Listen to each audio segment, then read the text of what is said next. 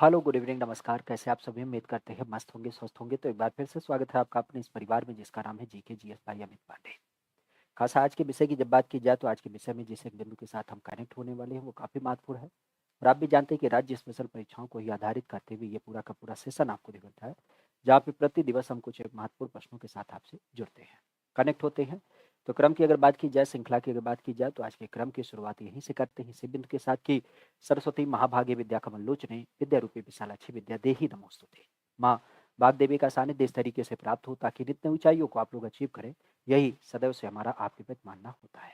और इसी क्रम के साथ आज के क्लास की शुरुआत भी बेसिक अगर देखा जाए तो पहले प्रश्न के साथ शुरुआत करते हैं क्लास की। पहला प्रश्न जो आप सबके सम्मुख है, जवाब देने का प्रयास करिएगा कि उत्तर प्रदेश की जब बात की जाए तो उत्तर प्रदेश में जो मिट्टी के समूह पाए जाते हैं, बेसिकली जिनको हम मृदा समूह नाम देते हैं, तो यूपी के अंतर्गत कुल कितने मृदा समूह पाए जाते हैं?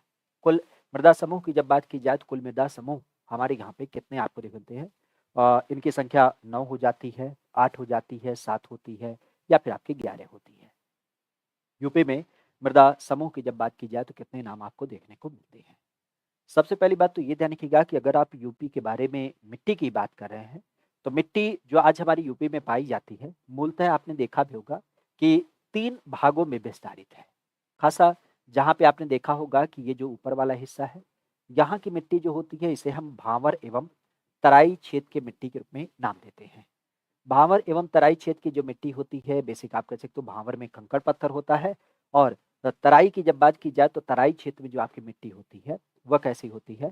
तो वह आपके महीन कण पाई जाती है। महीन बेसिक आप कह सकते हो कि जो बालू के कण होते हैं वह अधिकतर इसमें पाए जाते हैं।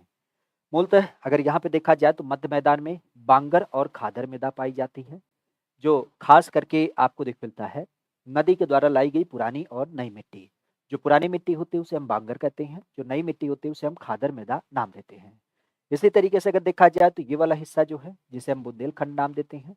आज बुंदेलखंड की मिट्टी की जब बात की जाए तो यहाँ पे तो अलग अलग प्रकार की मिट्टी होती है, जैसे लाल मिट्टी, बलुई मृदे, पड़वा मृदा, माड़ मृदा, कई प्रकार की। लेकिन मुख्यतः जो मिट्टी यहाँ पे पाई जाती है वो बलुई मिट्टी होती है और खास करके वो भी लाल बलुई मृदा। लाल बलुई मृदा क्यों होती है? क्योंकि आप भी जानते हैं ये जो बुंदेलखंड का रीजन है, पहाड़ों पठारों के टूटने के कारण लाल बलुई मिट्टी यहाँ पे ज्यादा मात्रा में देख मिलती है।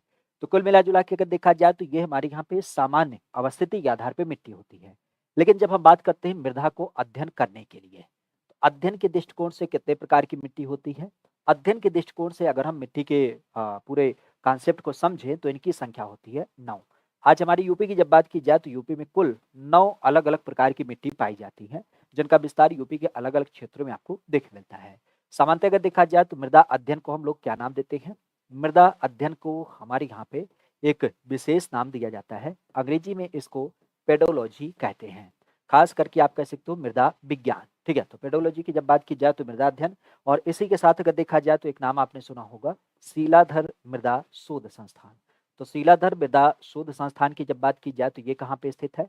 तो शीलाधर मृदा शोध संस्थान की जब बात की जाए तो इसकी अवस्थिति आपको दिख मिलती है आज के संबंध में प्रयागराज में।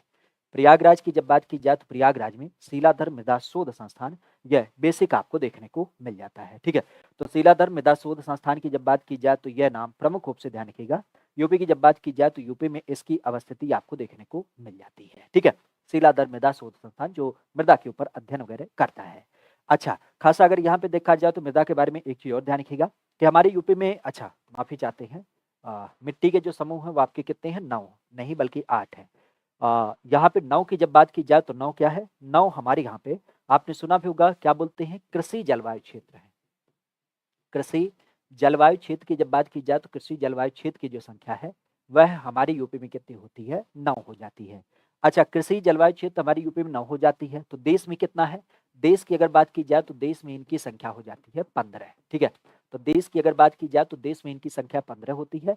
यूपी में इनकी संख्या जो होती है वह किससे होती है? तो यूपी में इनकी संख्या 9 हो जाती है।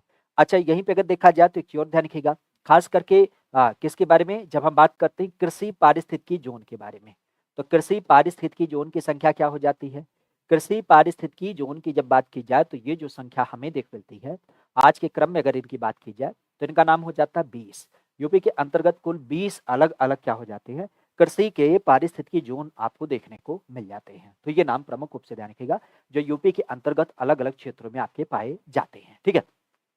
अच्छा, अगले क्वेश्चन की जब बात की जाए तो अगला क्वेश्चन आप सबके लिए है, बताइएगा, इसका जवाब करिएगा। क्या कहा जा रहा है? कहा जा रहा है कि उत्तर प्रदेश के अंतर्गत जब हम नाम लेते हैं अलग-अलग सिटी के बारे में, तो एक सिटी काफ़ी फेमस है जिसको हम इलेक्ट्रॉनिक सिटी के रूप में नाम देते हैं। क्या नाम देते हैं? इलेक्ट्रॉनिक सिटी के रूप में नाम देते हैं। इलेक्ट्रॉनिक सिटी की जब बात की जाए तो इलेक्ट्रॉनिक सिटी के रूप में किसका नाम दिया जाता है? गाजियाबाद का, ग्रेटर नोएडा का या फिर आपके कानपुर का? कौन-सा नाम यहाँ से आपका समित होता है जिसको हम इलेक्ट्रॉनिक सिटी नाम देते हैं? देखिए, हमारी यूपी की जब बात की जाए तो हमारी यूपी में ऐसी कई सारी सिटी आपकी बसाई गई हैं, जैसे लीडर सिटी। लीडर सिटी की जब बात की जाए तो ये कहाँ पे आपको देख मिलता है? तो ये आपके उन्नाव से समित आपको देख मिलता है। आपने नाम सुना होगा जैसे प्लास्टिक सिटी, प्लास्टिक सिटी। हालाँकि प्लास्टिक सिटी की जब बात की जाए तो प्लास्टिक सिटी कहाँ पे देख मिलती है? तो एक तो आपके कानपुर में प्लास्टिक सिटी देख मिलता है और एक आपका दिव्यापुर की जब बात की जाए तो दिव्यापुर का नाम ध्यान रखिएगा, खास यहाँ से इसका संबंध आपको देख मिलता है। ठीक है? तो यूपी की जब बात की जाए तो यूपी के अंतर्गत यह नाम प्रमुख रूप से देखने को मिल जाता है। यूपी के संदर्भ में खास करके जब हम इन सिटी की बात करते हैं तो इन सिटी का नाम प्रमुख रूप से देख मिलता है। अच्छा, इसी के अलावा अगर देखा जाए तो आपने नाम सुना होगा किसके बारे में? नॉलेज सिटी के रूप में, या जिसको हम एक तरीके से नॉलेज पार्क भी कहते हैं। कहाँ पे स्थित है? यह आपके ग्रेटर नोएडा में स्थित है। ठीक है? तो ग्रेटर नोएडा की जब बात की जाए तो ग्रेटर नोएडा में नॉलेज पार्क स्थित है। इसी तरीके से अगर देखा जाए तो हमारे यूपी में ही आपने नाम सुना होगा जैसे टॉय सिटी का नाम। ठीक है? तो टॉय सिटी कहाँ पे आपका डेवलप किया जा रहा है? तो ये भी आपके इसी ग्रेटर नोएडा में जो आपका यमुना एक्सप्रेसवे है, उस पे आपका डेवलप किया जा रहा है। खासा अगर देखा जाए तो यहीं पे आपने नाम सुना होगा किसके बारे में? फार्मा सिटी के बारे में। फार्मा सिटी की जब बात की जाए तो फार्मा सिटी या जिसको हम फार्मा पार्क भी कह सकते हैं, ये कहाँ पे डेवलप किया जा रहा है? तो फार्मा पार्क की जब बात की जाए तो फार्मा पार्क जो डेवलप किया जा रहा है, वह आपके यूपी के ललितपुर में डेवलप किया जा रहा है। ठीक है? तो ललितपुर में फार्मा पार्क जहाँ पे अधिक मात्रा में आप कह सकते हो कि दवाओं वगैरह का निर्माण किया जाएगा। तो ये अलग-अलग रीजन में आपके स्थापित किए जा रहे हैं। बहरहाल यूपी की जब बात की जाए तो इलेक्ट्रॉनिक सिटी किसे नाम दिया जाता है? तो आपने नाम सुना होगा नोएडा के रूप में। नोएडा की जब बात की जाए तो नोएडा का जो संबंध होता है, आपने सुना भी होगा यहाँ पे इलेक्ट्रॉनिक सिटी के नाम से क्या है, एक मेट्रो स्टेशन भी आपको देखने को मिल जाता है। ठीक है? तो नोएडा इलेक्ट्रॉनिक मेट्रो सिटी की जब बात की जाए तो ये भी आपको प्रमुख रूप से देखने को मिल जाता है। किसके बारे में? यूपी की जब बात की जाए तो यूपी के अंतर्गत यह नाम प्रमुख रूप से शामिल हो जाता है। ठीक है? तो यूपी की जब बात की जाए तो यूपी के अंतर्गत यह नाम आपका शामिल हो जाता है। नोएडा के अंतर्गत इलेक्ट्रॉनिक सिटी, ये आपका यहाँ से समित हो जाता है। ठीक है? नोएडा इलेक्ट्रॉनिक सिटी की जब बात की जाए तो नोएडा इलेक्ट्रॉनिक सिटी यह आपको देखने को मिल जाता है। क्लियर? Electronic city. और इलेक्ट्रॉनिक के अलावा अगर हम बात करेंगे नॉलेज पार्क, तो ये कहाँ से है? तो यह आपको ग्रेटर नोएडा के अंतर्गत देखने को मिल जाता है। ठीक है? तो इस चीज को ध्यान रखिएगा। आगे की जब बात की जाए तो एक नाम आता है किसके रूप में? कहा जाता है कि शाकंभरी देवी मेले का आयोजन किया जाता है। शाकंभरी देवी मेले की जब बात की जाए तो इसका आयोजन मुख्य रूप से किया जाता है। शाकंभरी देवी मेले की जब बात की जाए तो इसका आयोजन मुख्यतः किया जाता है। खास अगर देखा जाए तो यह नाम प्रमुख रूप से देखने मिलता है। यूपी की जब बात की जाए तो यूपी के अंतर्गत शाकंभरी देवी मेले का आयोजन प्रमुखतः से किया जाता है। शाकंभरी देवी मेला। आज शाकंभरी देवी मेला की जब बात की जाए तो ये अपने आप में काफी फेमस है। देखिए, हमारे यहाँ पे आपने सुना होगा कई सारे देवी शक्तिपीठ हैं और इन्हीं देवी शक्तिपीठ की जब बात की जाए तो इन्हीं देवी शक्तिपीठ को आधारित करते हुए आपने सुना भी होगा अलग-अलग रीजन में क्या होते हैं, कई सारे नाम आपके प्रमुख रूप से देख मिलते हैं। जैसे आपने नाम सुना होगा पाटन देवी का नाम। ठीक है? तो पाटन देवी की जब बात की जाए तो इनका संबंध कहाँ से है? ये आपके बलरामपुर जिले में देख मिलता है। बलरामपुर जिले की जब बात की जाए तो बलरामपुर जिले में पाटन देवी का नाम हो जाता है। इसी क्रम में अगर देखा जाए तो आपने नाम सुना होगा जैसे विंध्याचल देवी का नाम। ठीक है? तो विंध्याचल देवी की जब बात की जाए तो विंध्याचल देवी का संबंध कहाँ से है? यह आपके मिर्जापुर से समित है। ठीक है? तो मिर्जापुर की जब बात की जाए तो मिर्जापुर से इसका संबंध आपको देख मिलता है। यहीं पे आपने नाम सुना होगा किसके बारे में? नौचंडी देवी के बारे में। तो नौचंडी देवी की जब बात की जाए तो इनका संबंध कहाँ से आता है? यह आपके मेरठ से समित आपको देखने को मिल जाता है। नौचंडी देवी आपके मेरठ से समित हो जाता है। इसी क्रम में अगर देखा जाए तो आपने नाम सुना होगा बेल्हा देवी का। ये कहाँ से समित है? तो बेल्हा देवी की जब बात की जाए तो ये आपके प्रतापगढ़ जिले से समित हो जाता है। ठीक है? प्रतापगढ़ की जब बात की जाए तो प्रतापगढ़ में बेल्हा देवी का नाम आपको देखने को मिल जाता है। इवन अगर यहीं पे देखा जाए तो आपने नामों में सुना होगा जैसे बुढ़िया माई मंदिर के बारे में। तो बुढ़िया माई का संबंध कहाँ से होता है? यह आपको देख मिलता है गोरखपुर के अंतर्गत। ठीक है? गोरखपुर में। इसी तर्ज पर अगर देखा जाए तो आपने नाम सुना होगा किसके बारे में, खास करके नाम आता है बक्सी का ताल। क्या बोलते हैं, बक्सी का ताल। बक्सी के ताल की जब बात की जाए तो यहाँ पे कौन सा है, बक्सी का ताल जो है वो आपके लखनऊ में पड़ता है। और यहाँ पे भी एक कह सकते हो कि देवी का शक्तिपीठ स्थित है। खास करके आपने सुना भी होगा, क्या बोलते हैं, इनका नाम हम भूल रहे हैं, चंद्रिका देवी मंदिर। क्या बोलते हैं, चंद्रिका देवी मंदिर। तो चंद्रिका देवी मंदिर की जब बात की जाए तो चंद्रिका देवी मंदिर जो है ये आपके बक्सी के ताल में अवस्थित है। तो बक्सी का ताल आपके लखनऊ में पड़ता है। तो अलग अलग रीजन की जब बात की जाए तो वहाँ पे देवी के शक्तिपीठ स्थित है। खास यहाँ पे अगर देखा जाए तो मुख्य रूप से शाकंभरी देवी मेला कहाँ पे लगता है, तो ये आपके सहारनपुर में मिलता है। और अभी आपने सुना होगा शाकंभरी देवी के नाम से यहाँ पे क्या किया गया है, कॉरिडोर की स्थापना की गई है। और कॉरिडोर के अलावा अगर देखा जाए तो यहाँ पे एक आपका राज्य विश्वविद्यालय भी आपका डेवलप किया जा रहा है। राज्य विश्वविद्यालय के अलावा अगर देखा जाए तो इसी सहारनपुर का नाम ध्यान रखिएगा, क्योंकि यहाँ पे सरसावा एयरपोर्ट भी आपको देखने को मिल जाता है। तो सरसावा एयरपोर्ट की जब बात की जाए तो सरसावा एयरपोर्ट जो है ये भी आपका यहाँ से संबंधित आपको देखने को मिल जाता है। ठीक है, तो इस चीज को प्रमुख रूप से ध्यान रखिएगा किसके बारे में, जब हम उत्तर प्रदेश की बात करते हैं। ठीक है, उत्तर प्रदेश के बारे में ये चीज ध्यान रखिएगा। खास नेक्स्ट क्वेश्चन है कि उत्तर प्रदेश की सबसे लंबी नहर किसको हम नाम देते हैं। उत्तर प्रदेश की जो सबसे लंबी नहर हो जाती है वर्तमान की, अगर उसकी बात की जाए तो वह किसके रूप में जाना जाता है। नाम आता है घाघरा नहर के रूप में, केन नहर के रूप में, निचली गंगा नहर के रूप में, या फिर आप कह सकते हो शारदा नहर के रूप में। कौन सी एक ऐसी नहर है जिसको हम क्या कहते हैं, उत्तर प्रदेश की सबसे लंबी नहर व्यवस्था के रूप में जानते हैं। उत्तर प्रदेश की सबसे लंबी नहर व्यवस्था के रूप में जानते हैं घाघरा, केन, निचली या फिर आपकी शारदा नहर। आज यूपी की जब बात की जाए तो यूपी में इसका नाम देख मिलता है। देखिए, नहरों की जब बात की जाए तो आपने कई बार सुना होगा नहरों का देश, ये किसे बोला जाता है, नहरों का देश जो बोला जाता है वो बोला जाता है पाकिस्तान को।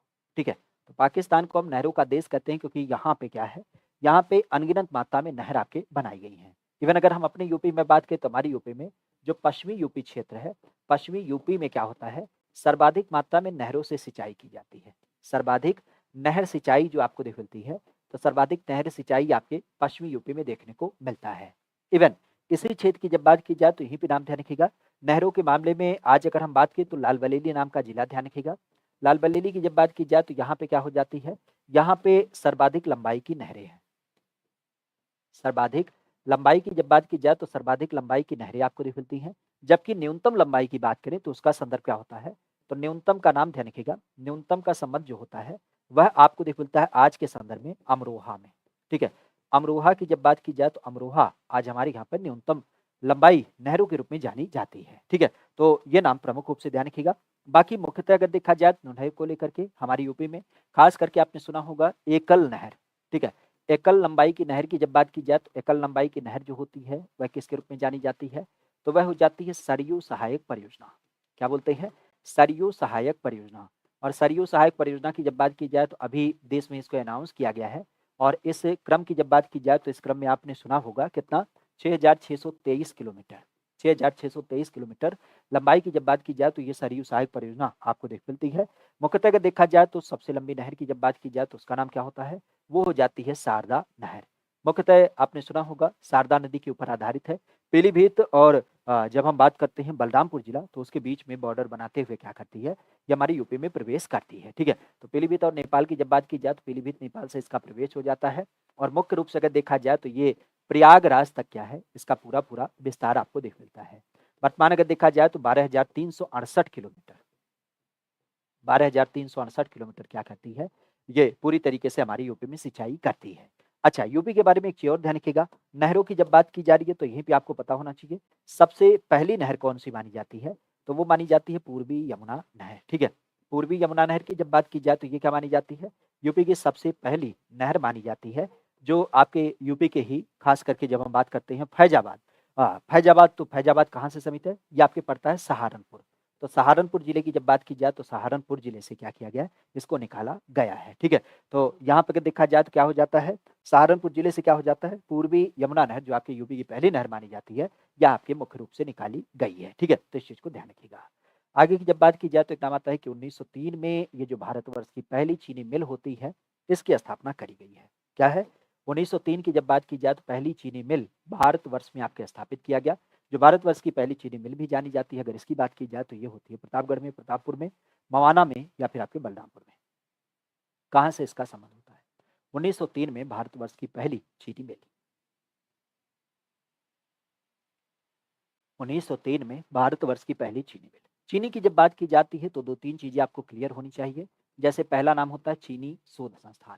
ये कहाँ पे स्थित है? तो चीनी शोध संस्थान जो है यह आपके कानपुर में पड़ता है। कहाँ पे? कानपुर की जब बात की जाए तो कानपुर में चीनी शोध संस्थान है। इसी तरीके से गन्ना शोध संस्थान ये कहाँ पे देख मिलता है? तो गन्ना शोध संस्थान जो है ये आपकी राजधानी लखनऊ में, राजधानी लखनऊ में गन्ना शोध संस्थान है। अच्छा, इसी तरीके से अगर देखा जाए तो आपने नाम सुना होगा गन्ना शोध परिषद। तो गन्ना शोध परिषद की जब बात की जाए तो ये कहाँ से समित है? तो गन्ना शोध परिषद जो है यह आपके शाहजहांपुर में पड़ता है। ठीक है, शाहजहांपुर की जब बात की जाए तो शाहजहांपुर में इसका नाम दिख मिलता है। शाहजहांपुर में खास करके क्या हो जाता है? गन्ना शोध परिषद आपको दिख मिलता है। बाकी अगर देखा जाए तो गन्ने के लिए आपने सुना होगा सरकार के द्वारा एफआरपी तय की जाती है और गन्ना हमारी यूपी की क्या हो जाती है? नगदी फसल के रूप में जानी जाती है। ठीक है, तो गन्ना हमारी यूपी का क्या होता है? नगदी फसल के रूप में भी जाना जाता है। मुख्य अगर देखा जाए तो यहाँ पे आपने नाम सुना होगा किसके बारे में? आधारित करते हुए अगर देखा जाए तो आपने सुना होगा आज यूपी की जब बात की जाए तो यूपी के अंतर्गत जब हम गन्ने की बात करते हैं तो गन्ना सबसे अच्छी क्वालिटी का जो आपका उगाया जाता है वो कहाँ पे? तो सर्वाधिक अच्छी क्वालिटी का जो गन्ना आपका उगाया जाता है वो आपके मेरठ में उगाया जाता है।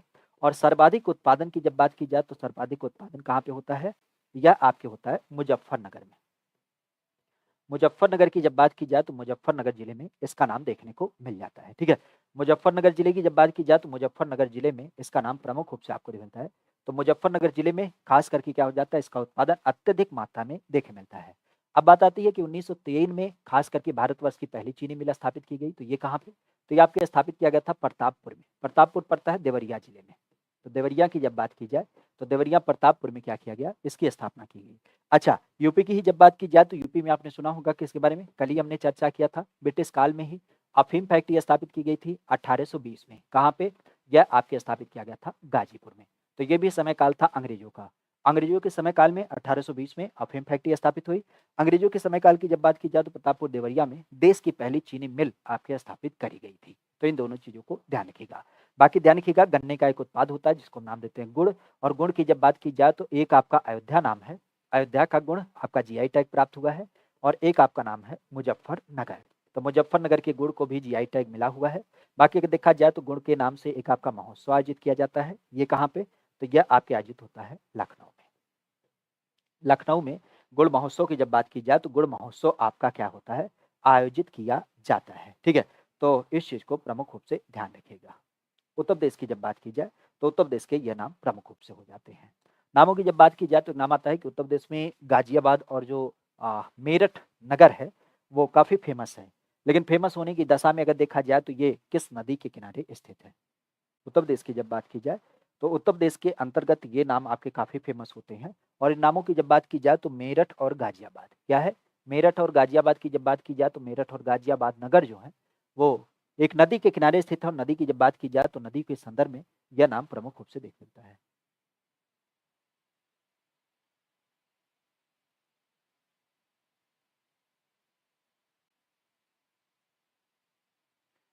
यूपी की जब बात की जाए तो यूपी के अंतर्गत खास करके गाजियाबाद और मेरठ नदी किस नदी मतलब किस नदी के किनारे स्थित ये आपके शहर हो जाते हैं। शहरों की अवस्थिति की जब बात की जाए तो ध्यान रखिएगा जैसे गोरखपुर। आज गोरखपुर की जब बात की जाए तो इसकी अवस्थिति क्या है? या आप भी जानते हैं, राप्ती नदी के किनारे स्थित है। राजधानी लखनऊ ये किस नदी के किनारे स्थित है? तो ये आपके गोमती नदी के किनारे स्थित है। आपके बनारस की जब बात की जाए तो बनारस आपके गंगा नदी के किनारे स्थित है। आपका कन्नौज शहर ये भी आपका क्या है? ये भी आपके इसी गंगा नदी के किनारे स्थित है। आपका आगरा, मथुरा इन सारे लोकेशन की जब बात की जाए तो ये किस क्षेत्र में जाने जाते हैं? यह आपके यमुना नदी के किनारे स्थित है। बाकी अगर देखा जाए तो मेरठ और गाजियाबाद अगर इनकी बात की जाए तो इनका संदर्भ क्या होता है? तो मेरठ और गाजियाबाद की जब बात की जाए तो मेरठ और गाजियाबाद का नाम ध्यान रखिएगा। मुख्य रूप से अगर देखा जाए तो इनकी जो अवस्थिति होती है आज के संदर्भ में तो आपने सुना भी होगा ये आपकी जानी जाती है हिंडन नदी के किनारे स्थित है। क्योंकि गाजियाबाद में तो आपने सुना ही होगा क्या होता है? Hindon airport. Hindon airport. Hindon airport की जब बात की जाए तो हिंडन एयरपोर्ट आपके गाजियाबाद के किनारे स्थित है।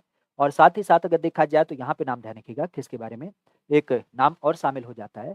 खास अगर इसकी बात की जाए तो गाजियाबाद। गाजियाबाद में आपने नाम सुना होगा गाजियाबाद में हिंडन एयरपोर्ट है। मेरठ में आपने नाम सुना होगा आलमगीरपुर के रूप में। ठीक है, तो आलमगीरपुर की जब बात की जाए तो आलमगीरपुर का नाम ध्यान रखिएगा। आलमगीरपुर जो है वह आपके जाना जाता है किस एक सापेक्ष में, खास करके जो हड़प्पा सभ्यता का पूर्वी स्थल है।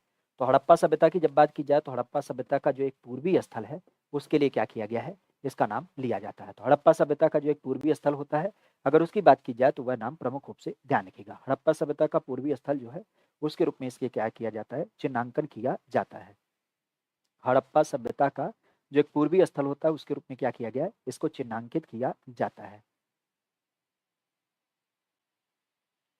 क्लियर। हड़प्पा सभ्यता का पूर्वी स्थल जो होता है उसके रूप में क्या किया जाता है, इसको चिन्हांकित किया जाता है। तो इस चीज को प्रमुख रूप से ध्यान रखिएगा।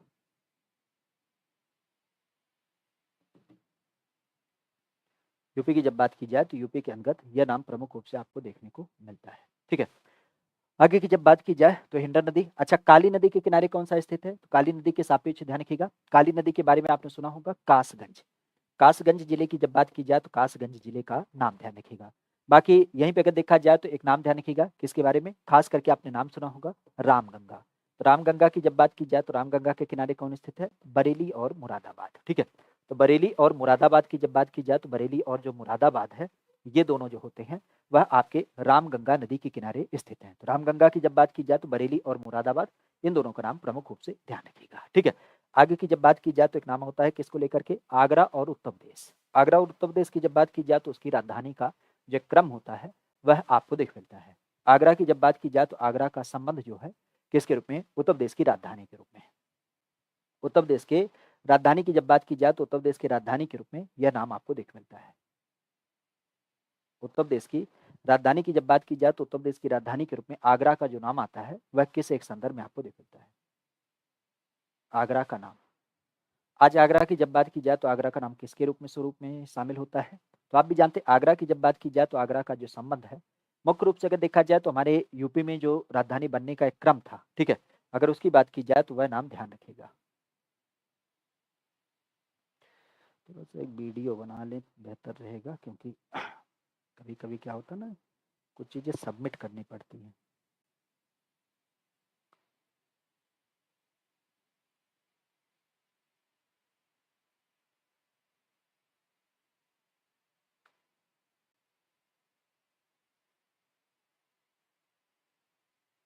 चल चल बेहतर तरीके से, ठीक है।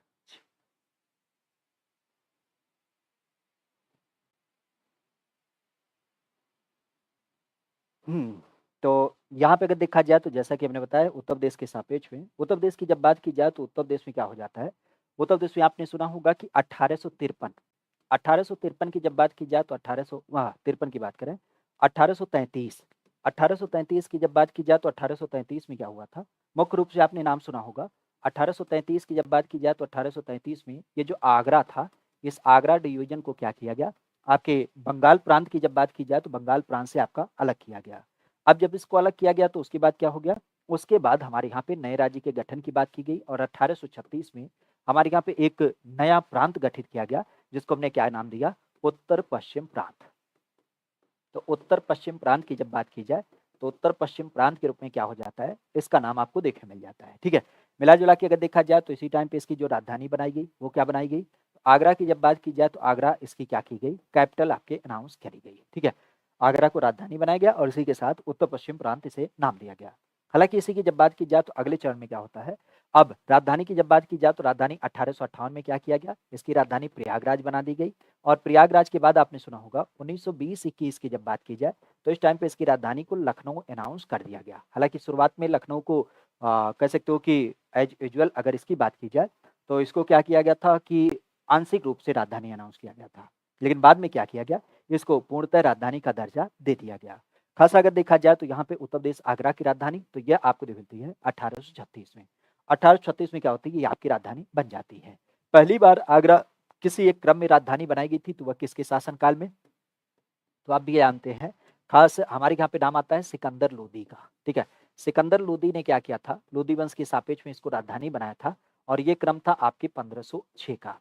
और इसके बाद जब हमारे यहाँ पे बाबर आया था तो बाबर ने भी क्या किया था, अपनी राजधानी के रूप में इसको अनाउंस कर रखा है। ठीक है, तो इस चीज को ध्यान रखिएगा। क्लियर। आगे की जब बात की जाए तो एक नाम आता है किसके रूप में, प्रदेश में सबसे अधिक साक्षरता वाला जिला कौन सा है, प्रदेश में सबसे अधिक साक्षरता वाला जो जिला है उसका नाम क्या हो जाता है? प्रदेश में सबसे अधिक साक्षरता वाला जो जिला है उसका नाम क्या है? गौतम बुद्ध नगर, नोएडा, प्रयागराज या फिर आपके कानपुर? कौन सा नाम इसके अंतर्गत आपको देख मिलता है? सबसे अधिक साक्षरता वाला जिला कौन सा है? पढ़ाई लिखाई की जब बात की जाए तो सबसे ज्यादा पढ़ाई लिखाई का जो संबंध होता है वह किसके रूप में होता है? अब बहुत सारे लोग ऐसे होंगे जिनको पढ़ाई लिखाई से दूर दूर तक लेना नहीं है, तो उनके दिमाग में क्या होगा? खाली दिमाग शैतान का। तो उस दशा में यहाँ पे अगर देखा जाए तो कौन सा एक ऐसा लोकेशन है जहाँ पे सबसे ज्यादा पढ़े लिखे लोग आपको देख मिलते हैं? पहली बात तो ये ध्यान रखिएगा, वैसे अगर हम साक्षरता की बात करें तो केरल राज्य जो है वो सर्वाधिक हमारे यहाँ पे राज्यों के सापेक्ष में साक्षर माना जाता है। सर्वाधिक साक्षर आपका केरल माना जाता है। यूपी की जब बात की जाए तो यूपी के संदर्भ में जो साक्षरता का एक क्रम होता है, ठीक है, अगर इसकी बात की जाए तो यह नाम आपको दे मिलता है यूपी के अंदर। खास अगर इस साक्षरता की जब बात की जाए तो इस साक्षरता का जो एक क्रम होता है, मिला जुला के अगर देखा जाए तो यहाँ पे आप भी जानते हैं कि वर्तमान में कुल 67% हमारे यहाँ पे क्या है? साक्षरता है। और इस 67% साक्षरता की जब बात की जाए तो इसमें आप भी जानते हैं कि गौतम बुद्ध नगर जिला जो है वो सबसे ज्यादा पढ़ा लिखा है। और श्रावस्ती की जब बात की जाए तो श्रावस्ती में क्या होती है? सबसे कम पढ़ाई लिखाई का स्तर आपको देखने को मिल जाता है। इवन अगर यहीं पे देखा जाए तो यहीं पे आपने नाम सुना होगा किसके बारे में? पुरुष साक्षरता। तो पुरुष साक्षरता सबसे ज्यादा कहाँ पे है? पुरुष साक्षरता की जब बात की जाए तो ये भी आपके इसी गौतम बुद्ध नगर में होता है। और इसी क्रम में अगर देखा जाए तो श्रावस्ती का नाम ध्यान रखिएगा, श्रावस्ती में सबसे कम साक्षरता आपको देख मिलती है। जबकि यहीं पे अगर देखा जाए तो एक नाम ध्यान रखिएगा, महिला साक्षरता। महिला साक्षरता की जब बात की जाए तो यहाँ पे पुनः आपका कानपुर का नाम आता है जहाँ पे सबसे ज्यादा साक्षरता है। और श्रावस्ती की जब बात की जाए तो श्रावस्ती का नाम ध्यान रखिएगा जहाँ पे क्या होती है? सबसे कम साक्षरता आपको देखने को मिल जाती है। तो इस तरीके से अगर देखा जाए तो गौतम बुद्ध नगर सबसे ज्यादा पढ़ा लिखा हो जाता है। और खास करके पुरुष और महिला की जब बात की जाए तो पुरुष के लिए गौतम बुद्ध नगर और महिला के लिए आपका कानपुर। बाकी रही बात पढ़ाई लिखाई के लिए तो श्रावस्ती सबसे कम पढ़ा लिखा है। और इसी नाते आपने नाम सुना होगा स्कूल चलो अभियान। लॉकडाउन के बाद स्कूल चलो अभियान का जो सेकंड वर्जन आपका चालू किया गया था वह कहाँ से शुरू किया गया था? तो ये आपके इसी श्रावस्ती नाम के लोकेशन से शुरू किया गया था। तो श्रावस्ती की जब बात की जाए तो यहाँ से इसको शुरू किया गया। मुख्यतः अगर देखा जाए तो इसी क्रम में एक चीज और ध्यान रखिएगा, स्कूल चलो अभियान के अलावा हमारे यहाँ पे आपने सुना होगा संविधान का अनुच्छेद 21 का ये क्या बोलता है? बच्चों का मौलिक अधिकार है कि उनको क्या मिले? शिक्षा मिले। और इस दशा में 6 से लेकर के 14 वर्ष के बच्चों की बात की जाती है। इवन इसी क्रम में अगर देखा जाए तो हमारे यहाँ पे 51 का की जब बात की जाए तो इसमें आपने सुना होगा गार्जियन के लिए मूल कर्तव्य भी जोड़ा गया है, जो खास करके आपने सुना होगा 86वें संविधान संशोधन के अंतर्गत 2002 में क्या किया गया था? ऐड किया गया था। और इसका भी मानक क्या है? इसका भी मानक यही है कि 6 से 14 वर्ष के जो आपके बाल्य हैं उनको क्या करिए? उनको पढ़ाई लिखाई का एक अवसर उपलब्ध कराइए। साथ ही साथ अगर देखा जाए तो अनुच्छेद आपने 45 का नाम सुना होगा जो आपके डीपीएसपी का शामिल हो जाता है। उसमें भी आपके क्या है? पढ़ाई लिखाई के ही बारे में पूरी पूरी चर्चा करी गई है कि राज्यों के द्वारा ये प्रावधान किया जाएगा कि बच्चों के पढ़ने लिखने का पूरा पूरा प्रबंधन किया जा सके। बहरहाल अगर देखा जाए तो यहाँ पे किसका नाम आएगा सबसे अधिक साक्षरता? तो यह हो जाएगा गौतम बुद्ध नगर जिला। गौतम बुद्ध नगर जिले की जब बात की जाए तो यह नाम प्रमुख रूप से आपको देखने को मिल जाता है। ठीक है, क्या हो जाता है? उत्तर प्रदेश की जब बात की जाए तो उत्तर प्रदेश के संदर्भ में यह नाम प्रमुख रूप से आपको देखने को मिल जाता है। आज यूपी की जब बात की जाए तो यूपी में नाम यह ध्यान रखिएगा।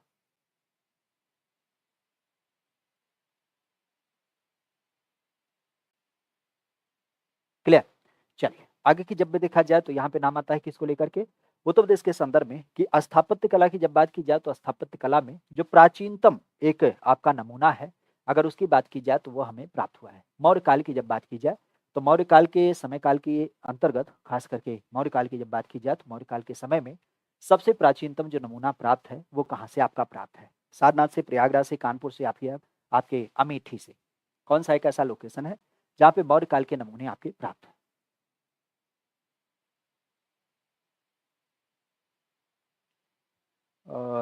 पीसीएस एग्जाम को लेकर के 11 से पहले कुछ कहना संभव नहीं है। वैसे ये है कि 2019 में ऐसा हुआ है। ठीक है, तो क्योंकि अभी एक हाई कोर्ट के वर्डिक्ट को थोड़ा सा कोट किया जा रहा है कि हाई कोर्ट ने ये आदेश दिया है कि देखो नियम में परिवर्तन आप नहीं कर सकते हो, सीटों की संख्या आप घटा बढ़ा सकते हो, सेंटर को चूज करना या और दुनिया भर की जो चीज़ें हैं वो आप कर सकते हो। लेकिन जब कोई नोटिफिकेशन परीक्षा के लिए आपने ऑलरेडी निकाल दिया ना तो उसमें जो चयन प्रक्रिया है उसको लेकर के आप कोई परिवर्तन नहीं कर सकते हो। तो अभी आपने देखा होगा नया नॉर्मलाइजेशन फार्मूला इन्होंने ला दिया और दुनिया भर की चीज़ें। तो हो सकता है उसको थोड़ा-सा उसमें क्या मिले, संबल मिले। और इवन आपने देखा होगा 11 तारीख को अनाउंस किया गया है कि सम्मिलित रूप से सभी लोग क्या होंगे, एक साथ इकट्ठे होंगे और पीसीएस के बारे में चर्चा की जाए। और गलत भी है, क्योंकि एक साथ अगर देखा जाए तो एक साथ कहीं न कहीं पेपर कराना बेहतर ही है, क्योंकि नॉर्मलाइज़ेशन का प्रोसेस जो है वो बहुत बिल्कुल बेकार है इनका।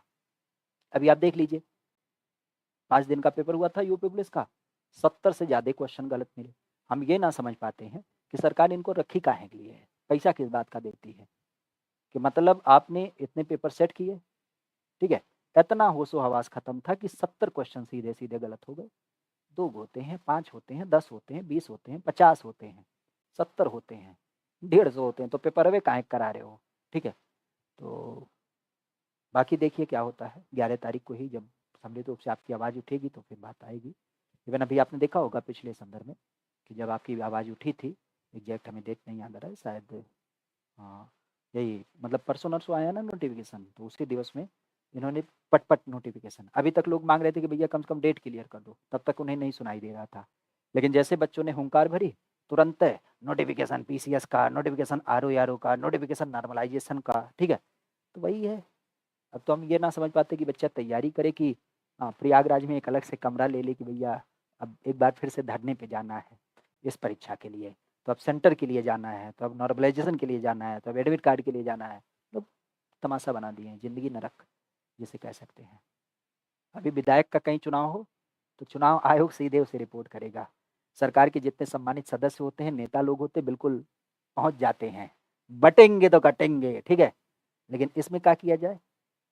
इसमें क्या कर रहे हो? परीक्षा प्रणाली में, जो एक जीविका का आधार है, बहुत सारे लोगों का सपना होता है गवर्नमेंट जॉब में जाएँ, तुम तो उसका एकदम मतलब मारे हो चटनी कर दिए हो, ठीक है? बड़ा बेकार लगता है, लेकिन खैर क्या ही कहा जाए, अभी उस लेवल पे है ही नहीं तो क्या कह सकते हैं, ठीक है? खैर, यहाँ पे अगर देखा जाए तो उत्तर प्रदेश में स्थापत्य कला का प्राचीनतम मौर्यकालीन नमूना कहाँ से प्राप्त हुआ है? खास अगर देखा जाए तो इसका संदर्भ ध्यान रखिएगा। आज यूपी की जब बात की जाए तो स्थापत्य कला के बारे में मौर्य काल के जो नमूने प्राप्त हैं, मुख्य रूप से आप कह सकते हो कि अमेठी से तो कोई सी नमूना नहीं प्राप्त है। प्रयागराज में भी ऐसा कोई संदर्भ नहीं है। हाँ, प्रयागराज की अगर बात की जाए तो यहाँ पे मौर्य काल के अशोक के आपके शिलालेख आपको देख मिलते हैं। अशोक के, खास आपने सुना होगा जिसको नाम दिया जाता है रानी कारुवकी का अभिलेख।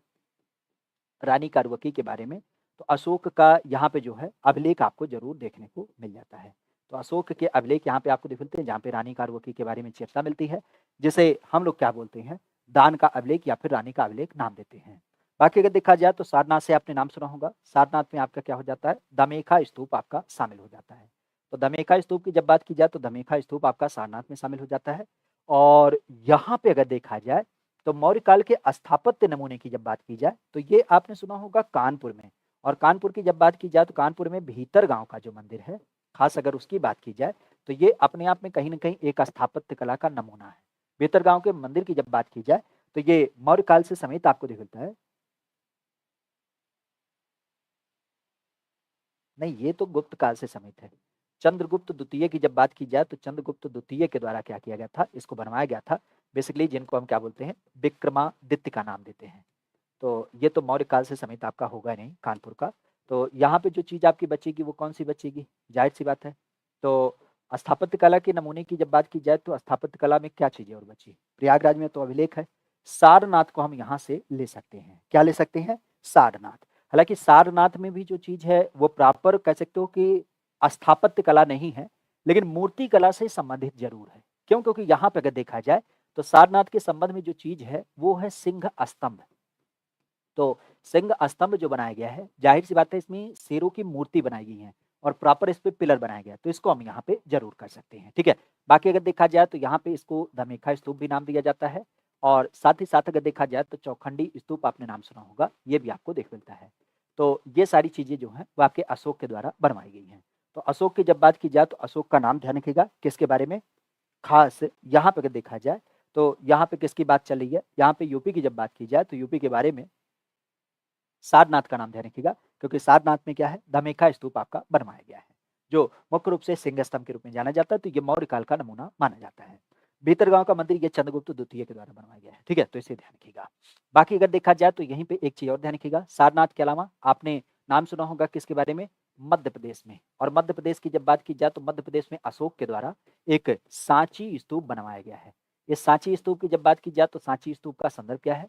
सांची स्तूप की जब बात की जाए तो सांची स्तूप का जो संबंध है वो मूलतः आप भी जानते हैं किसके लिए जाना जाता है? तो ये जाना जाता है आज भारत में सबसे बड़ा, क्या बोलते हैं, सबसे बड़ा जो एक आपका स्तूप है, जो कहीं न कहीं एक तरीके से एक चीज़ और ध्यान रखिएगा कि ये हमारे यहाँ पे बौद्ध धर्म से संबंधित भी नहीं है।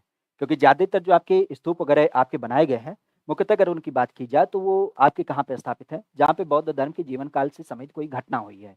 सांची में भगवान बुद्ध का जाना-माना कभी नहीं हुआ है, लेकिन यहाँ पे जो स्तूप बनाया गया अशोक के द्वारा, वो आज भारत का सबसे बड़ा माना जाता है, तो इस चीज़ को भी थोड़ा-सा ध्यान रखिएगा। क्लियर? आगे की जब बात की जाए तो एक नाम समेत होता है कि निम्नलिखित में से कौन-सा नृत्य जो है वो आपका सुमेलित है? नृत्यों की जब बात की जाए तो नृत्यों के संदर्भ में कौन-सा नृत्य ऐसा है जो आपका सुमेलित है? खासा अगर देखा जाए तो ये धुरिया बुंदेलखंड से समित है, देवर कहाँ से है, नटवरी पूर्वांचल से, कर्मा महोबा से है। किसका नाम यहाँ से समित होता है? आज यूपी की जब बात की जाए तो यूपी के अंतर्गत यह नाम प्रमुख रूप से देख मिलता है। तो देखिए, अगर नामों की बात की जाए तो अभी कल ही हमने बताया था देवर कहार करते हैं, देवर कहार करते हैं। क्यों करते हैं? क्योंकि आप भी जानते हैं धी मतलब होता है पुत्री और वर मतलब होता है दूल्हा। तो सामान्यतः अगर देखा जाए तो पुत्री और दूल्हे का जो कॉन्सेप्ट होता है वो आपके धीवर नृत्य से समित हो जाता है। ये बात तो क्लियर है। देवर के अलावा अगर देखा जाए तो यहाँ पे आपने नाम सुना होगा नटवरी पूर्वांचल से होता है। खास आपने सुना होगा जो हमारे यहाँ पे एक अहीर कम्युनिटी होती है, इस अहीर कम्युनिटी के द्वारा इसका आयोजन किया जाता है। और अहीर कम्युनिटी खास आप कह सकते हो कृष्ण भगवान को आधारित करते हुए जो जीविका आधारित होती है उसका संबंध यहाँ से होता है। दुर्गा की जब बात की जाए तो दुर्गा बुंदेलखंड में यहाँ पे जो कुम्हार होते हैं, क्योंकि आप भी जानते हैं धूल से क्या होती है, मिट्टी के बर्तन वगैरह बनाए जाते हैं, तो आपका क्या हो जाता है, दुर्गा आपके कुम्हार से हो जाता है। कर्मा की जब बात की जाए तो कर्मा जो है ये आपके महोबा से समेत नहीं है, क्योंकि महोबा की जब बात की जाए तो महोबा में आपका आल्हा ऊदल है, ठीक है, आल्हा ऊदल, और यहाँ से आल्हा खंड के बारे में जानकारी मिलती है। अगर हम कर्मा की बात की तो कर्मा का संबंध कहाँ से होता है, तो ये आपके सोनभद्र मिर्जापुर से समेत होता है। और इस सोनभद्र मिर्जापुर की जब बात की जाए तो सोनभद्र मिर्जापुर के सापेक्ष में ध्यान रखिएगा, खास करके कर्मा की जब बात की जाए तो यहाँ पे एक जनजाति है जिसका नाम है खरवार, ठीक है। तो खरवार जनजाति की जब बात की जाए तो खरवार जनजाति के द्वारा क्या होता है, इस नृत्य का आपका आयोजन किया जाता है। बाकी महोबा की जब बात की जाए तो महोबा में आल्हा उदल का संबंध है, मतलब आप कह सकते हो आल्हा खंड, आल्हा खंड यहाँ से आपको देख मिलता है। बेसिक आपने सुना होगा जगनिक की जब बात की जाए तो जगनिक के द्वारा क्या किया गया है, इसको लिखा गया है। और यहीं पे अगर देखा जाए तो यहीं पे आपने नाम सुना होगा किसके बारे में, कजरी महोत्सव, कजली, कजली की जब बात की जाए तो कजली महोत्सव का नाम ध्यान रखिएगा, यह भी आपके यहाँ से समित होता है। तो कजली महोत्सव जो है ये भी आपके इसी महोबा से ही समित आपको देखने को मिल जाता है, ठीक है। आगे की जब बात की जाए तो नाम आता है कि निम्नलिखित में से कौन फिर से एक बार सुमेलित नहीं है। नामों की जब बात की जाए तो तेल शोधन मथुरा से समित है, इंडियन टेलीफोन इंडस्ट्री आपके लाल बरेली से समित है, या आप कह सकते हो कि भारतीय इलेक्ट्रॉनिक लिमिटेड ये आपके नोएडा में पड़ता है, या फिर डीजल लोकोमोटिव वर्कर्स ये आपके बनारस में पड़ता है। आज यूपी की जब बात की जाए तो यूपी में कौन सा नाम यहाँ पे आपका शामिल नहीं होता है, कौन सही सुमेलित नहीं है। सुमेलन की जब बात की जाए तो बेसिक आप कह सकते हो कौन सा विषय ऐसा है जो गलत है, सही नहीं है। सही गलत की पहचान की जब बात की जाए तो मुख्यतः आप भी जानते हैं, जैसे डीजल लोकोमोटिव वर्कर्स ये कहाँ पे स्थित है, बनारस। आपने सुना होगा किसके बारे में, मड़ुआडीह। बेसिक आप जानते भी हैं मड़ुआडीह के सापेक्ष अगर इसकी बात की जाए तो इसे क्या नाम दिया जाता है, बरेका, बरेका अर्थात बनारस रेल इंजन कारखाना। बनारस रेल इंजन कारखाने की जब बात की जाए तो ये नाम आपको दिख मिलता है। इवन बरेका की जब बात की जाए तो इसी बरेका के सापेक्ष आपने नाम सुना होगा, इसको हमारे यहाँ पे डीजल इंजन कारखाना भी नाम दे देते हैं। मड़ुआडीह के बारे में ध्यान रखिएगा, अब इसका नाम परिवर्तित करते हुए बनारस कैंट कर दिया गया है, ठीक है। बनारस कैंट की जब बात की जाए तो इसका नाम परिवर्तित करते हुए बनारस कैंट भी कर दिया गया है। और साथ ही साथ, ठीक है, साथ ही साथ अगर देखा जाए तो यहाँ पे एक नाम और ध्यान रखिएगा, क्लियर। हमारे यूपी की जब बात की जाए तो हमारे यूपी में एक नाम और ध्यान रखिएगा किसके बारे में, जब हम यूपी की बात करते हैं तो यहाँ पे डीजल लोकोमोटिव है।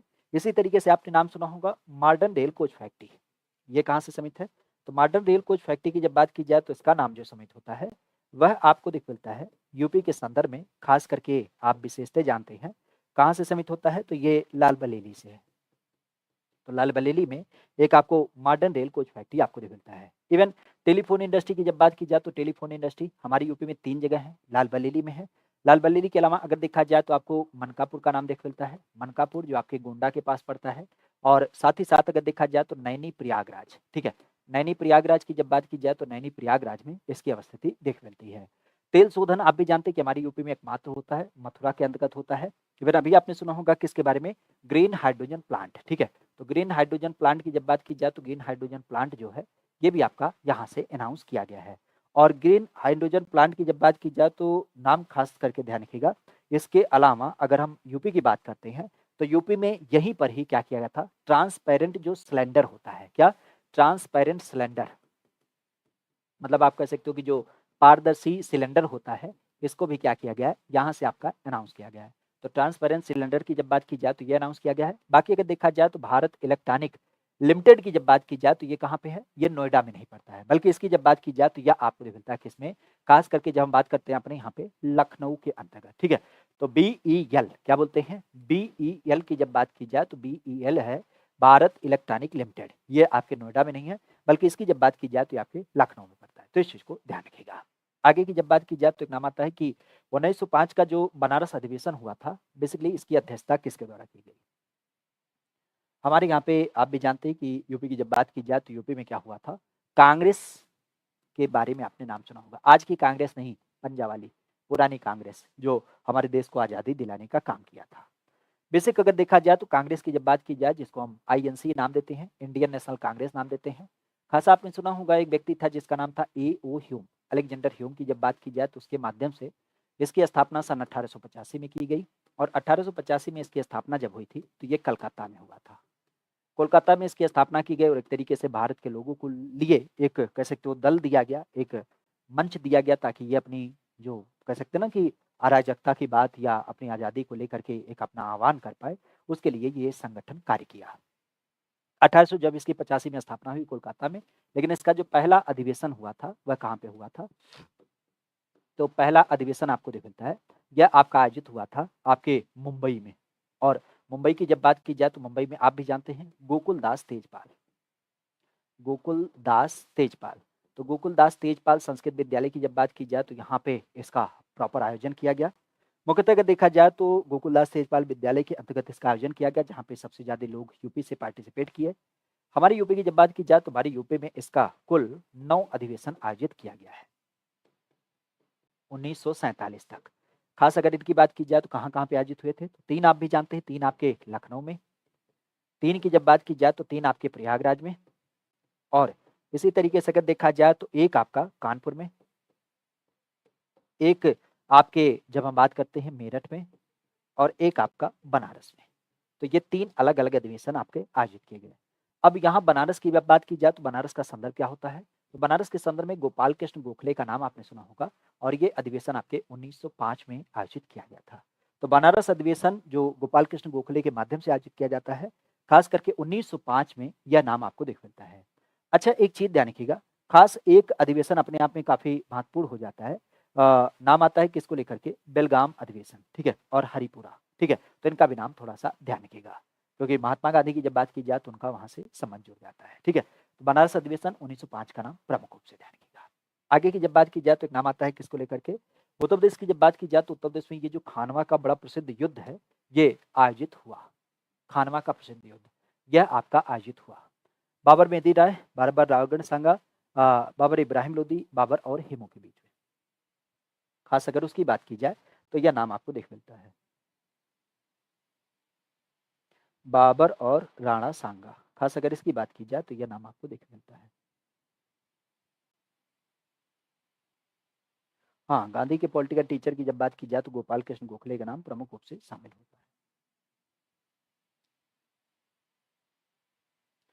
मुख्यतः देखा जाए तो बाबर के माध्यम से आपने सुना होगा कि बाबर की जब बात की जाए तो बाबर ने 4 युद्ध पूरे भारत में कह सकते हो कि अपने समय काल में लड़ा है, और ये बड़ा बेहतर योद्धा था, क्योंकि हम कह सकते हैं कि 1 साल युद्ध लड़ता था तो 1 साल विराम लेता था। 1526 में लड़ा, 1527 में लड़ा, फिर आप कह सकते हो 1528 में इसने युद्ध लड़ा, और फिर क्या किया, यहाँ पे आप कह सकते हो 1529 में इसने क्या किया, लड़ाई लड़ी, और 1530 में क्या कहा, अब हम नहीं लड़ेंगे, चलते हैं, ठीक है। तो इस दशा में 1530 में क्या हो जाती है, बाबू निपट जाते हैं, इनकी डेथ हो जाती है, ठीक है। तो ये जो 4 इनके द्वारा युद्ध लड़े गए हैं, बेसिक आपने सुना होगा पानखा चलघर अर्थात पानीपत का युद्ध, पानखा अर्थात खानवा का युद्ध, चलघर अर्थात चंदेरी का युद्ध, और इसके बाद आपका घाघरा का युद्ध। ये 4 युद्ध क्या किए गए हैं, बाबर के द्वारा प्रमुखता से लड़े गए हैं। जिनमें अगर देखा जाए तो सबसे पहला 1526 का युद्ध आता है, जो अपने आप पे काफी महत्वपूर्ण है, बाबर और इब्राहिम लोदी को लेकर के, क्योंकि इसकी जब बात की जाए तो ये युद्ध जाना जाता है पानीपत का युद्ध। और इस पानीपत के युद्ध की जब बात की जाए तो पानीपत का जो युद्ध है वो अपने आप पे काफी महत्वपूर्ण माना जाता है, क्योंकि इस पानीपत के युद्ध की जब बात की जाए तो इसका जो संबंध होता है वो इसलिए महत्वपूर्ण है क्योंकि यहाँ से मुगल सत्ता की स्थापना करी गई। मुगल वंश की जब बात की जाए तो इसकी स्थापना जो हुई थी वो आपके पानीपत के युद्ध से हुई थी, जहाँ पे इब्राहिम लोदी की जब बात की जाए तो उनकी हत्या हुई। और इस दशा में आप कह सकते हो पानीपत के युद्ध होने के बाद इब्राहिम लोदी की जब बात की जाए तो ये इस वंश के क्या माने जाते हैं, अंतिम शासक के रूप में भी जाने जाते हैं। ठीक है, अंतिम शासक की जब बात की जाए तो अंतिम शासक लोदी वंश का, और लोदी वंश के संदर्भ में यह नाम आपको देखने को मिल जाता है। ठीक है, बाकी अगर देखा जाए तो यहाँ पे नामों की जब बात की जाए तो इसी नामों के अंतर्गत ही खास करके अगर हम नामों की बात करें तो इसी संदर्भ में खानवा का युद्ध, खानवा के युद्ध की जब बात की जाए तो खानवा का युद्ध जो आपका आयोजित किया गया था वह किसके संदर्भ में था, तो ये नाम आपको मिलता है बाबर और मेदिनी राय के बीच में। बाबर और मेदिनी राय की जब बात की जाए तो उनके बीच में क्या होता है, खानवा का युद्ध या प्रमुख रूप से आपको मिलता है। बाकी बाबर और रांगर सांगर की जब बात की जाए तो उनके बीच में क्या होता है, ये जो चंदेरी का युद्ध होता है ये थोड़ा सा ध्यान रखिएगा। क्लियर, तो नाम को आधारित करते हुए देखा जाए तो यहाँ पे बाबर और मेदिनी राय के बीच में खानवा का प्रसिद्ध युद्ध आपको देख मिलता है।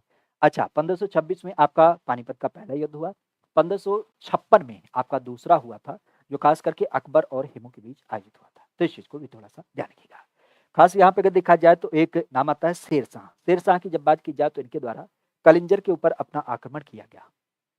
शेरशाह की जब बात की जाए तो शेरशाह की जब बात की जाए तो शेरशाह के माध्यम से कलिंजर पे जब आक्रमण किया गया तो वहां के शासक कौन थे, कलिंजर के बारे में तो आप भी जानते हैं। हमारे यूपी की जब बात की जाए तो हमारी यूपी में क्या होता है, यह एक नाम शामिल हो जाता है शेरशाह। शेरशाह सूरी के बारे में तो आप भी जानते हैं, जिनको हम शेर खां के रूप में भी नाम देते हैं, शेर खां। शेर खां की जब बात की जाए तो शेर खां के बारे में आप भी जानते हैं, इसने क्या किया था, भारत विजय के संदर्भ में खास करके कलिंजर का आक्रमण किया, और यह समय काल था 1545 का। इस टाइम पे एक बड़ी महत्वपूर्ण घटना होती है। घटना यह होती है कि जब इसने यहाँ पे आक्रमण किया तो बारूद विस्फोट की जब बात की जाए तो बारूद विस्फोट, और इस बारूद विस्फोट के कारण खास अगर देखा जाए तो इसकी क्या हो जाती है, मृत्यु हो जाती है। तो जैसे आपने अभी दीपावली भी देखा होगा, बहुत सारे लोग क्या करते हैं, पटाखे फोड़ते हैं, तो उस दशा में हाथों में पटाखे फूट जाती है, चेक करने जाते हैं ना दब फूटा है कि नहीं फूटा है, हाथों में उठा के देखते हैं फटाक हो जाता है। तो वही सीन इनका था, ये गए थे बारूद को देखने कि क्या जला हुआ कि नहीं, लेकिन उसमें तो आग लगी थी। जैसे वो पहुंचे पास तब तक क्या हो गया, विस्फोट हो गया। ठीक है, तो ये नाम प्रमुख रूप से ध्यान रखिएगा। क्लियर, यूपी की जब बात की जाए तो यूपी के अंतर्गत यह नाम आपको देखने को मिलता है। अब यहाँ पे बात आती है कि जब इसने यहाँ पे कह सकते हो कि आक्रमण किया तो उस टाइम पे राजा जो था, किले का संरक्षक जो था, वह किसके रूप में आपको देखने को मिलता है। तो राजा की जब बात की जाए तो राजा के बारे में मुख्य रूप से ध्यान रखिएगा। यहाँ का जो राजा आपका सम्मिलित होता है, खास करके क्या नाम आता है, कीरत सिंह का नाम आता है। कीरत सिंह की जब बात की जाए तो कीरत सिंह का नाम प्रमुख रूप से ध्यान रखिएगा।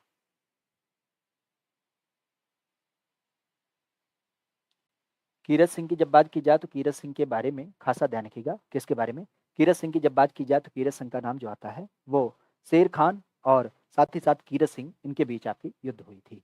अच्छा, एक चीज और ध्यान रखिएगा, यहाँ पे जो कलिंजर का दुर्ग है, कलिंजर का दुर्ग, कलिंजर के दुर्ग की जब बात की जाए तो कलिंजर के दुर्ग के सापेक्ष आपने सुना होगा, यहाँ पे कलिंजर मेला या फिर कलिंजर महोत्सव की जब बात की जाए तो इसका आयोजन आपका किया जाता है। तो कलिंजर महोत्सव आपका आयोजित किया जाता है। और बाकी अगर देखा जाए तो कलिंजर महोत्सव के अलावा खासा मुख्य रूप से अगर देखा जाए तो कलिंजर दुर्ग के अलावा, कलिंजर महोत्सव के अलावा यहाँ पे आपने नाम सुना होगा नीलकंठ महादेव का मंदिर। ठीक है, तो नीलकंठ महादेव मंदिर की जब बात की जाए तो नीलकंठ महादेव मंदिर जो है ये भी आपको यहाँ पे देखने को मिल जाता है। तो नीलकंठ महादेव मंदिर की जब बात की जाए तो ये भी मरक्खू रूप से ध्यान रखिएगा। क्लियर, तो इस चीज को ध्यान रखिएगा। कीरत सिंह, आगे की जब बात की जाए तो नाम आता है कौन सा व्यक्ति है जो अलीगढ़ आंदोलन को क्या किया था, स्टार्ट किया था या फिर उसे समय था। अलीगढ़ आंदोलन, आज अलीगढ़ आंदोलन की जब बात की जाए तो वह नाम देखने को मिल जाता है बाबर और राणा सांगा। अच्छा, हमने मेदिनी राय लगाया था, चलो कोई ना।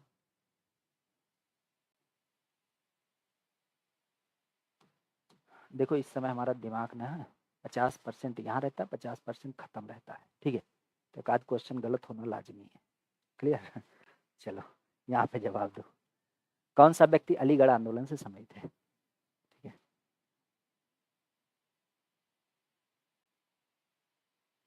कौन सा एक व्यक्ति है जो अलीगढ़ आंदोलन से संबंधित आपको दिख मिलता है? अलीगढ़ आंदोलन की जब बात की जाए तो वह नाम प्रमुख रूप से शामिल होता है। अलीगढ़ आंदोलन, अलीगढ़ आंदोलन। खास अगर इनकी बात की जाए तो इनका नाम समेत होता है। बेसिक अगर देखा जाए तो अलीगढ़ आंदोलन से समय जो व्यक्ति थे, अगर उनकी हम थोड़ी सी विचारधारा बात करें तो उनका एक मानना था कि देखो जो हमारी पश्चिमी शिक्षा है, ठीक है, पश्चिमी शिक्षा पद्धति, उसको हमें क्या करना है, अपने साथ कनेक्ट करना है। मूलतः ये इनका मानना था कि खास अगर देखा जाए तो बात ये थी कि देखो हम अपने यहाँ पे शिक्षा पद्धति में लोगों को कनेक्ट करते ही करते हैं, लेकिन जो उर्दू की शिक्षा है, अगर उस उर्दू की शिक्षा की जब बात की जाए तो ये नाम प्रमुख रूप से आपको जो मिलता है। खास अगर देखा जाए तो उर्दू की शिक्षा में आपने देखा होगा कि उर्दू से शिक्षा से हम भविष्य को डेवलप नहीं कर सकते हैं। हमें अगर भविष्य डेवलप करना है तो हमें खोज करनी पड़ेगी, और खोज करने के लिए हमें क्या करना पड़ेगा, विज्ञान पढ़ना पड़ेगा। इवन इसके अलावा इन्होंने कहा कि देखो हमें विश्व पे अगर आगे बढ़ना है, अलग अलग देशों से अपना संवाद स्थापित करना है, तो जो कम्युनिकेशन की भाषा है, कम से कम अंग्रेजी भाषा, जिसमें दुनिया भर की जो लिटरेचर वगैरह या पुस्तक वगैरह शोध वगैरह प्रकाशित होते हैं, उनको तो पढ़ना ही पड़ेगा, तो अंग्रेजी भाषा हमारी आनी ही चाहिए, ठीक है। खासा अगर देखा जाए तो यहाँ पे क्या हो जाता है, विज्ञान और अंग्रेजी भाषा को लेकर के यहाँ पे बात की गई, और इसी के लिए यहाँ पे क्या होता है, अलीगढ़ आंदोलन का नाम आता है। और जहाँ से आपने नाम सुना होगा सर सैयद अहमद खान, सर सैयद अहमद खान की जब बात की जाए तो इनके द्वारा इस विषय की शुरुआत की गई। और इस संदर्भ की जब बात की जाए तो इस संदर्भ में एक चीज और ध्यान रखिएगा, ये आंदोलन जब आपका शुरू हुआ तो इसी के अंतर्गत आपने नाम सुना होगा Mohammedan, Mohammedan Anglo oriented college, क्या बोलते हैं, मोहम्मडन ओरिएंटेड, ओरिएंटेड की जब बात की जाए तो ओरिएंटेड कॉलेज, ये एक विद्यालय स्थापित किया गया, जिसका कॉन्सेप्ट था कि हमें विज्ञान की शिक्षा, और विज्ञान की शिक्षा के अलावा खासा अगर देखा जाए तो यहाँ पे क्या हो जाता है, यहाँ पे कह सकते हो कि अंग्रेजी की शिक्षा, इन दोनों को क्या करना है, यहाँ पे देना है, ठीक है। बाकी अगर देखा जाए तो आधारित करते हुए यहाँ पे ध्यान रखिएगा, सर सैयद अहमद खान के द्वारा ये जो विद्यालय स्थापित किया गया था, इसी को 1920 में क्या किया गया, आपके संदर्भ में कह सकते हो एएमयू, जिसको हम अलीगढ़ मुस्लिम विश्वविद्यालय के रूप में नाम देते हैं, उसके रूप में क्या किया गया, यह आपका स्थापित किया गया है।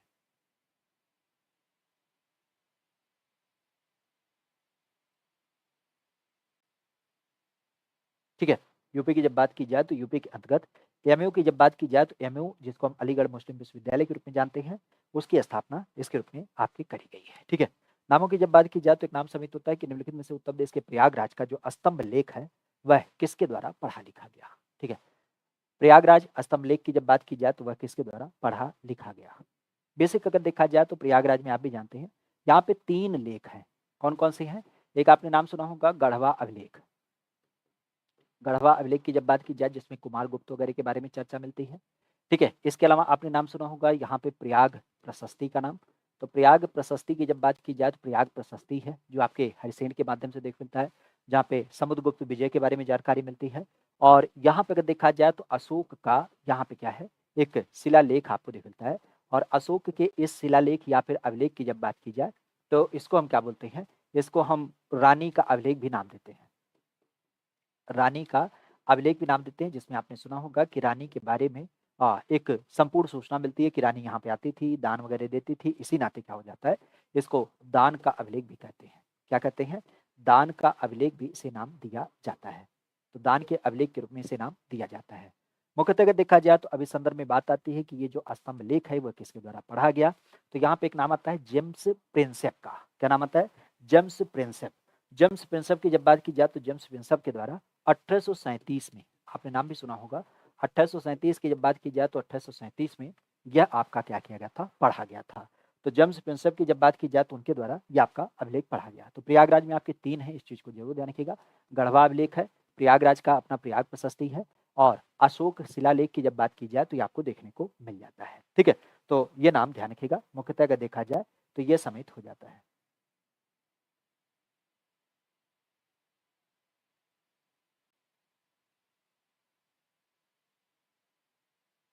क्लियर? आगे की जब बात की जाए तो एक नाम आता है किसको लेकर के, यूपी के संदर्भ में, कि निम्नलिखित में से उत्तर प्रदेश में कौन सी ऐसी इमारत है जो आपके फतेहपुर सीकरी में नहीं है। क्या है? फतेहपुर सीकरी की जब बात की जाए तो फतेहपुर सीकरी में इसका नाम नहीं होता है। फतेहपुर सीकरी, फतेहपुर सीकरी की जब बात की जाए तो यहाँ पे इसकी अवस्थिति नहीं है। नाम है पंचमहल, जहांगीर महल, मरियम महल, बीरबल महल। कौन से एक ऐसे व्यक्ति हैं जिनका संबंध यहाँ पे आता है? देखिए, फतेहपुर सीकरी की जब बात की जाए तो उसको अकबर के द्वारा अपने आध्यात्मिक सिटी के रूप में डेवलप किया गया। और इस आध्यात्मिक सिटी की जब बात की जाए तो इस आध्यात्मिक सिटी के संदर्भ में यहाँ पे कुछ चीजें आपकी स्थापित की गई, जैसे पंचमहल। पंचमहल के अलावा अगर देखा जाए तो यहाँ पे आपका स्थापित किया गया जोधाबाई की छतरी। ठीक है, क्या बोलते हैं? जोधाबाई की छतरी, या जोधाबाई की छतरी के अलावा महल भी इसे नाम दे सकते हैं। ठीक है, बाकी अगर देखा जाए तो यहीं पे आपका मरियल महल स्थापित किया गया, मरियल महल। ठीक है, मरियल महल।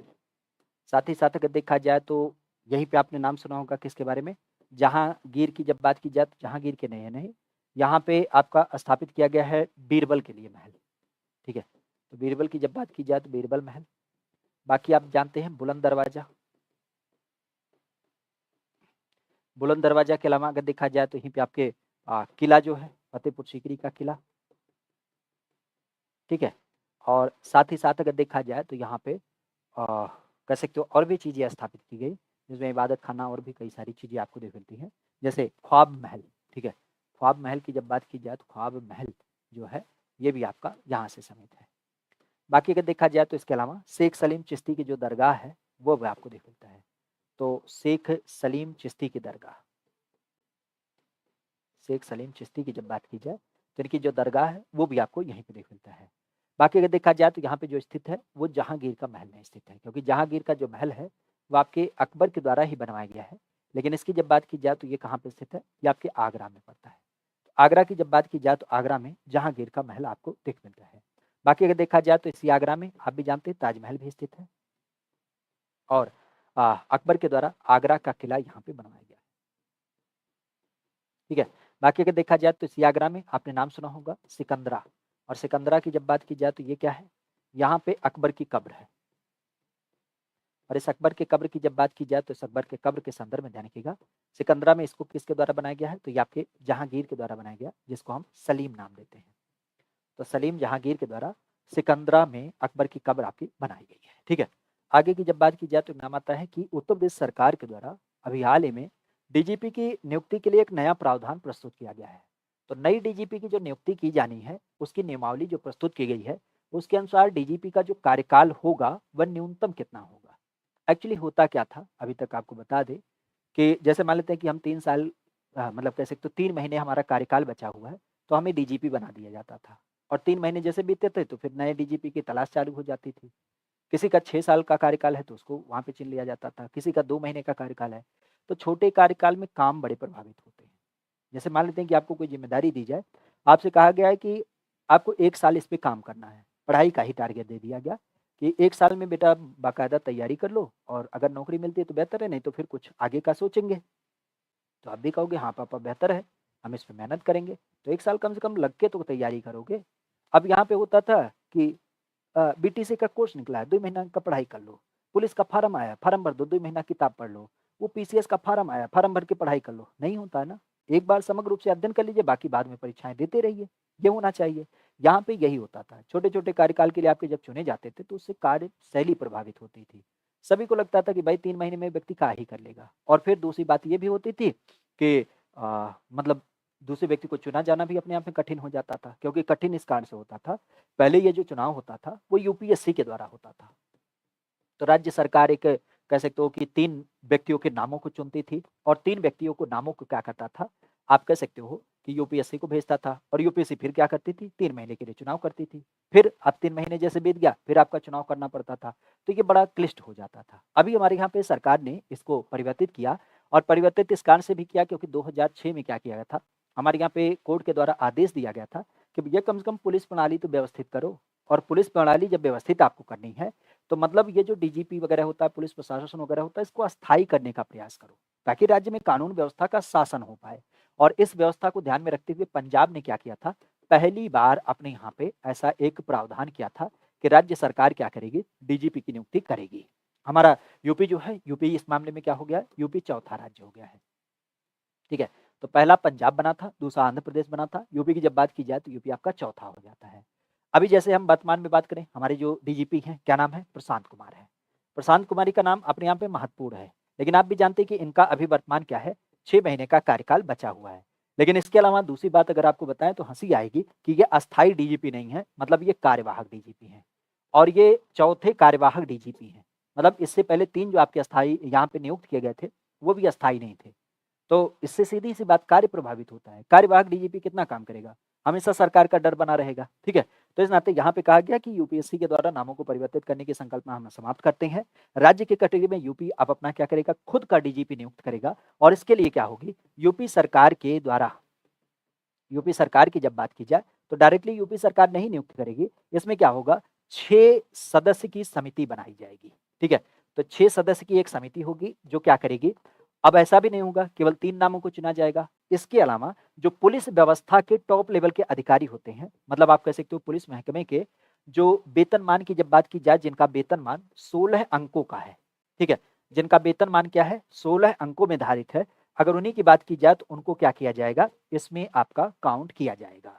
अब इस दशा में अगर देखा जाए तो इस दशा में हम कह सकते हैं कि जो डीजीपी की नियुक्ति होगी, उसके लिए ये सुनिश्चित किया गया कि जब भी कोई व्यक्ति अस्थायी रूप से डीजीपी नियुक्त किया जाए तो वहां पे क्या हो, उसके लिए कम से कम आपका 2 साल तो रहे ही रहे, 2 साल रहे, ताकि बेहतर कानून व्यवस्था को अस्थायी कर पाए, ठीक है?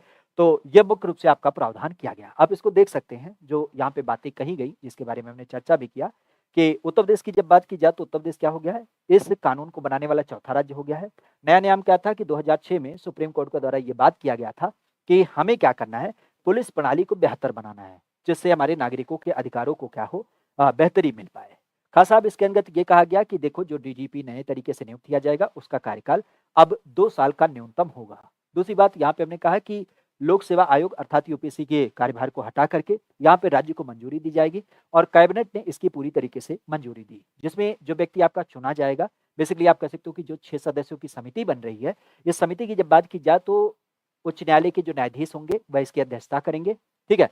और इसके अलावा अगर देखा जाए तो जो राज्य के मुख्य सचिव हैं, यूपीएससी से एक सदस्य चुना जाएगा, ये बेहतर है। यूपीएससी का एक सदस्य होगा। इवन यूपी लोक सेवा आयोग की जब बात की जाए तो इसका एक अध्यक्ष जो है वो इसमें शामिल किया जाएगा या इसके द्वारा कोई नामित अधिकारी हो, ठीक है? इसके अलावा अगर देखा जाए तो जो प्रमुख सचिव होंगे गृह के, वो आपके शामिल हो सकते हैं और साथ ही साथ जो पिछले डीजीपी होंगे उनको भी क्या किया जाएगा, इसमें आपका शामिल किया जाएगा। तो इस तरीके से 6 सदस्य आपके चुने जाएंगे।